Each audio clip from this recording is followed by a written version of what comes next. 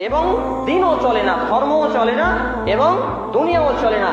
আর এই দলিলবিহীন আপনি বক্তা নিয়ে আসলেন সেই জালসাতে একদিকে বেটা ছেলে বেটে ছেলে লুচ্চাপনা চলছে, বেহায়াপনা চলছে, বেহিল্লাপনা চলছে।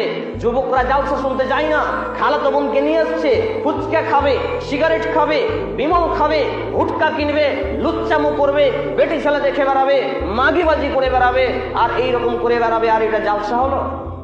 এটা মসজিদের উন্নতি করবে জালসা? এটা মাদ্রাসার উন্নতি করবে জালসা? আমি তো বলি এইগুলো লুচ্চামি করার একটা লাইসেন্স দেওয়া হয়েছে। এইগুলো লুচ্চামি করার, পালিয়ে যাওয়ার, বেটা ছেলে পেটি ছেলেকে জেনা ব্যবসায়ের পথে নামানোর একটা পথ তৈরি করা হয়েছে। এই মসজিদের উন্নতি করবে জালসাগুলো, এই মাদ্রাসার উন্নতি করবে জালসাগুলো। এমনকি অনেক জায়গায় তাবলিগি জালসাতে এই মেলা হয়, আর মেলাযুক্ত জালসায় ঠেলা হয়, আর ঠেলাযুক্ত জালসায় নিয়ে পালাপালি হয়। আর সবই হচ্ছে না যায় যে হারাম কাবিরা গুনাহ। ইসলামকে এইভাবে প্রচার করার জন্য আসেনি।